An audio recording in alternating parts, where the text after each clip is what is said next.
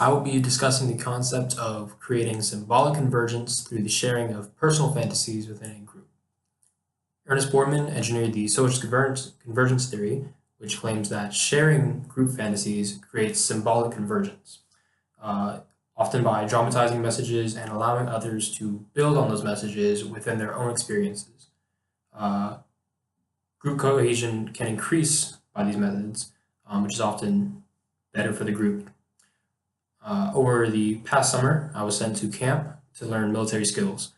While I was there, I was assigned to a room with 8 other guys. Over the course of the month, we normally slept about 4 hours a night. We ate MREs, which are basically just bags with food in them. They're often pretty old because their shelf life is supposed to be just about forever. Um, the rest of the time, we were getting yelled at by drill sergeants for a variety of reasons. While living in the barracks, people in my room, we often shared personal info, uh, like where we're from, hobbies we had, things we missed from home. Normally, like our room would erupt into laughter. It'd be filled with jokes, pretty loud at times. Um, Basically, yeah, we shared information and it brought us closer. We got to the point where, like most time, we were sharing fantasies of our ideal day at camp. Um, Normally, that would basically be a mix of things getting canceled, not having to do PT in the morning, not having to go do the activity that required effort. Um, Thunderstorms mostly. Yeah, thunderstorms were pretty good because that meant we had to stay inside and couldn't do anything. Um, Basically, we just wanted sleep. We would constantly talk about how much we wanted sleep, and that became kind of a running joke.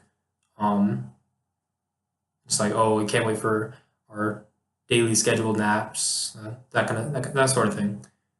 Um, it got to the point where, yeah, even now, months later, we all keep in touch. We all still talk. We have our group chat and the sort.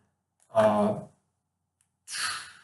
Now that I've explained my experience, I will share some inferences I have based on my experience. Um, I feel like sharing your wants and needs with other group members, it kind of allows the entire group to just come closer. Everybody kind of learns to get to know each other and kind of begins to connect with each other's ideas. Um, I've also found that, like, yeah, sharing positive ideas and thoughts amongst the group can help the members of the group through negative situations. Um, it seemed like as we got through camp, it progressively got easier, seeing as though we were all able to help each other cope with what was going on and what we had to do for days to come. And it seemed contagious. When one person in the group was really positive and really like ready to go, the rest of us would kind of piggyback off of that.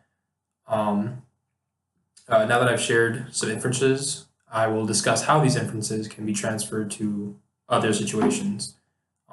If you're ever in a negative situation with strangers or anybody else in your group, I found that sharing fantasies with other members can positively affect the group morale. If you find yourself at a camp like I did, or you're forced to do a group project with a bunch of strangers, it helps to share and listen with your group and find a connection that will form that group cohesion and make everything easier to deal with. In conclusion, I found that sharing fantasies with others is a simple way to engineer positive situations. Also, talking with strangers may be hard at first, but once you're able to find that connection, communication becomes easier. As Maya Angelou once said, a friend may be hiding behind a stranger's face.